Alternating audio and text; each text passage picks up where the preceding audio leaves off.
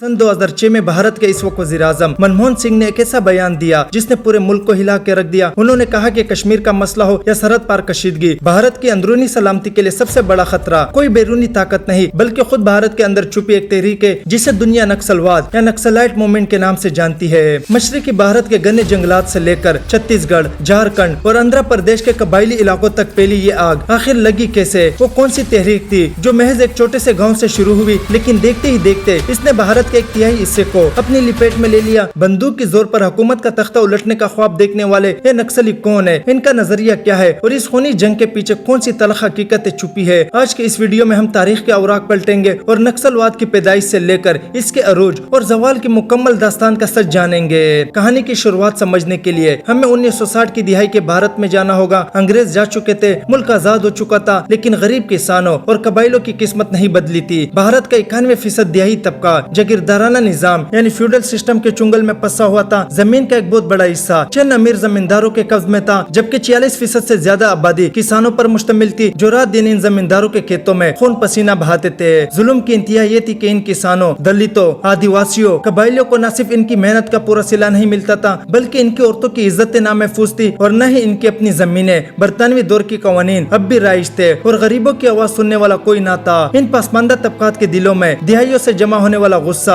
अब एक लावा बन चुका था जिसे बाहर निकालने के लिए बस एक चिंगारी की जरूरत, और वो चिंगारी लगी मगरबी बंगाल के एक छोटे से गांव में। तारीख थी 2 मार्च 1967। नक्सलबाड़ी गांव का एक गरीब आदिवासी किसान जिसका नाम बगल किसान था, अदालत से अपने हक में फैसला मिलने के बावजूद अपनी ही जमीन पर हल चलाने गया। वहां मकामी जमींदार के गुंडों ने इसे बेरहमी से मारा और इसे वहां से भगा दिया। ये कोई पहला वाकया नहीं था, लेकिन इस बार रिस्पॉन्स बिल्कुल अलग था। इस इलाके में कम्युनिस्ट पार्टी ऑफ इंडिया के कुछ ऐसे रहनुमा मुतहर्रिक थे जो रूस और चीन के कम्युनिस्ट इनकलाब से मुतासिर थे। इनमें सबसे बड़ा नाम था चारो मुजम्मदार। चारो मुजम्मदार का मानना था कि पुरअमन तरीकों या इंतखाब से गरीबों को हक नहीं मिल सकता। उन्होंने चीन के कम्युनिस्ट रहनुमा माओ जेडोंग के फलसफे को अपनाया जिसे माओइज्म कहा जाता है। माओ का मशहूर कौल था, सियासी ताकत बंदूक की नाली से निकलती है। बगल किसान पर हमले के अगले ही दिन चारों मजमदार की क़ियादत में लगभग 150 किसानों ने बगावत का आलम बुलंद कर दिया। उन्होंने जमींदारों के अनाज के गोदाम लूट लिए, जमीन के पुराने दफ्तरी कागजात और कर्ज की दस्तावेजात को आग लगा दी और जमीन पर सुर्ख परचम गाड़ कर इन पर कब्ज कर लिया। देखते ही देखते ये बगावत मसला तसादुम में बदल गई। 23 मई 1967 को जब पुलिस कुछ बागी लीडरों को गिरफ्तार करने आई तो किसानों ने तीरों की बारिश करके एक पुलिस इंस्पेक्टर को हलाक कर दिया। इसके जवाब में 2 दिन बाद यानी 25 मई 1967 को पुलिस ने नक्सलबाड़ी के एक मकाम पर जमा नहत्ते किसानों पर अंधाधुंधा गोलियां बरसा दी। इस फायरिंग में 11 लोग मारे गए, जिनमें 7 खवातीन और 2 मासूम बच्चे शामिल थे। इस वाक़े ने जलती पर तेल का काम किया। इस गाँव नक्सलबाड़ी के नाम से इस तहरीक को नाम मिला नक्सलवाद। नक्सलबाड़ी की ये गुण सिर्फ दिहाइयों तक महदूद नहीं रही। कलकत्ता की बड़ी बड़ी यूनिवर्सिटियों जैसे प्रेसिडेंसी कॉलेज और जादवपुर यूनिवर्सिटी के आला तालीम याफ्ता नौजवान डॉक्टर और इंजीनियर अपनी पढ़ाई छोड़कर इस तहरीक का हिस्सा बनने लगे। वो चारों मजमदार के नजरियात से इतने मुतासिर थे कि उन्होंने शहरों को छोड़कर जंगलों का रुख किया ताकि किसानों को हथियार चलाने की तरबियत दे सके। 1969 में चारों मजमदार ने एक नई पार्टी की बुनियाद रखी,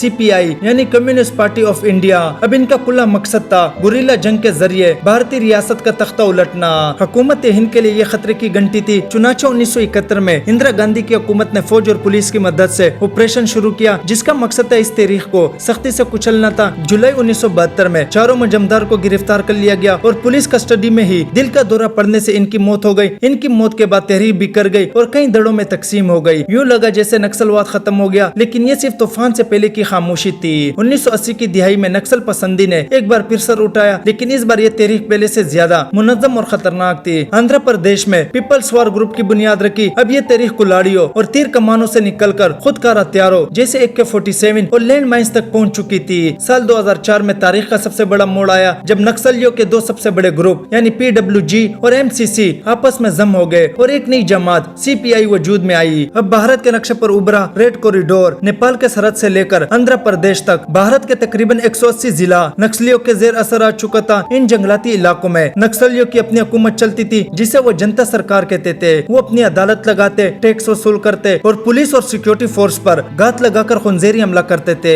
इस गोरिल्ला जंग में दोनों तरफ से भारी जानी नुकसान हुआ, जहां एक तरफ नक्सलियों ने उड़ंतीगढ़ जैसे मकामात पर सिक्योरिटी फोर्स के दर्जनों जवानों को घात लगाकर शहीद किया, वहीं दूसरी तरफ हुकूमत ने भी सख्त जवाबी कार्रवाई की। ऑपरेशन ग्रीन हैंड जैसे बड़े फौजी ऑपरेशन के जरिए नक्सलियों को पीछे धकेल दिया, लेकिन इस खूनी तसादुम में सबसे ज्यादा खून पीसा वही गरीब आदिवासी और आम शहरी, जिनके हकूक के जंग का दावा करके ये तहरीक शुरू हुई थी। दोनों तरफ की बंदूकों का निशाना मासूम शहरी बने।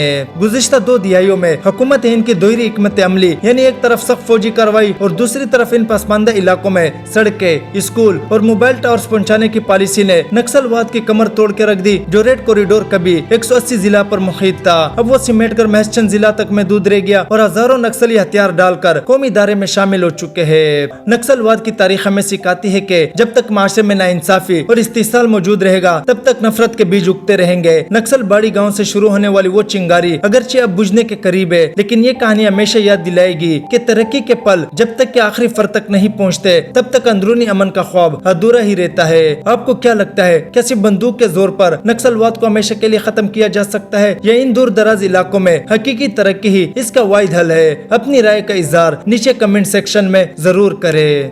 ये वीडियो अच्छी लगी तो लाइक करें एंड सब्सक्राइब करें। Thank you.